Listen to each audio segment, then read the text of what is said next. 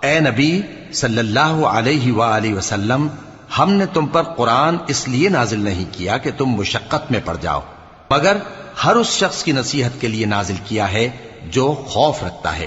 یہ اس ذات کا اتارا ہوا ہے جس نے زمین اور اونچے اونچے آسمان بنائے، یعنی رحمان، جو عرش پر جلوہ افروز ہوا۔ جو کچھ آسمانوں میں ہے اور جو کچھ زمین میں ہے اور جو کچھ ان دونوں کے بیچ میں ہے اور جو کچھ مٹی کے نیچے ہے، سب اسی کا ہے۔ اور اگر تم پکار کر بات کہو تو کیا ہے، وہ تو آہستہ کہی ہوئی اور نہایت پوشیدہ بات تک کو جانتا ہے۔ اللہ وہ معبود برحق ہے کہ اس کے سوا کوئی معبود نہیں ہے، اس کے سب نام اچھے ہیں۔ اور کیا تمہیں موسیٰ کے حال کی خبر ملی ہے؟